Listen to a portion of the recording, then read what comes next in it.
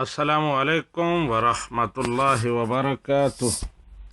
ایک بہن نے سوال پوچھا ہے کہ کیا دیور اور جیٹھ سے بھی پردہ ہے، اور اگر ان سے پردہ ہے تو پھر خاندانی نظام میں مشترکہ خاندانی سسٹم جو ہے اس میں اس فرض کو کیسے نبھایا جائے۔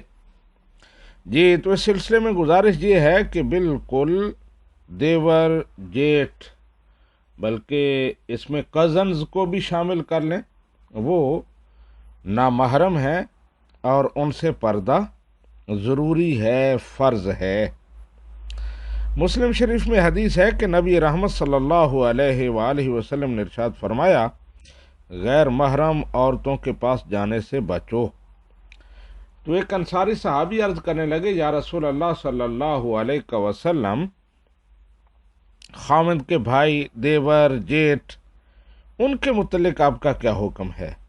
رسول اللہ صلی اللہ علیہ وآلہ وسلم نے ارشاد فرمایا، دیور، جیٹھ اور دیگر اس طرح کے نامحرم رشتہ دار جو ہیں وہ تو موت ہیں، یعنی ان سے پردہ کرنے اور دور رہنے کا زیادہ اہتمام ہونا چاہیے۔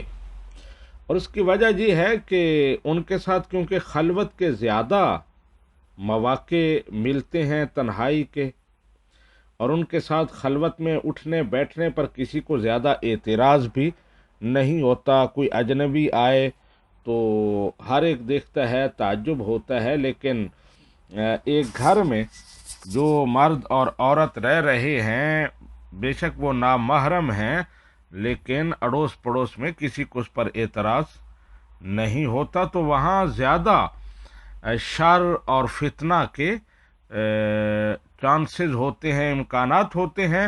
تو اس لیے نبی رحمت صلی اللہ علیہ وآلہ وسلم نے ارشاد فرمایا کہ وہ تو موت کی طرح ہیں۔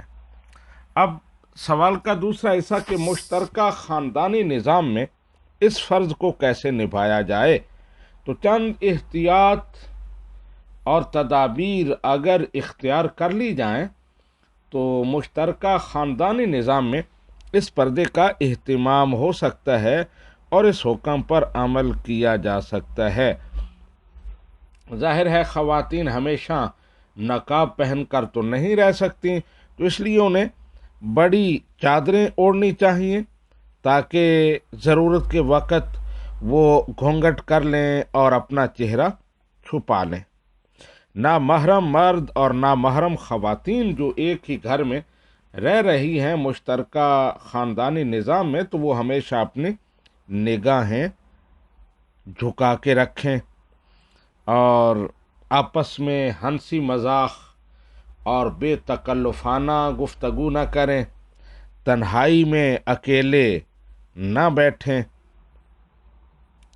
مرد حضرات جب گھر میں آنے لگیں تو وہ اجازت لیں یا کھنکار کر، اسی طرح پیروں کی چاپ یا آہٹ کو اونچا کر لیں تاکہ گھر میں موجود مستورات جو ہیں انہیں اطلاع ہو جائے اور وہ پردے کا اہتمام کر لیں۔ تو یہ اور اس طرح کی چند اور تدابیر اگر اختیار کر لی جائیں تو خاندانی نظام یعنی مشترکہ خاندانی نظام جو ہے وہ بھی برقرار رہ سکتا ہے، اور اس میں رہتے ہوئے شریعت کے اس حکم پر بھی عمل ہو سکتا ہے۔ ھذا ما ظہر لی واللہ ورسولہ اعلم بالصواب۔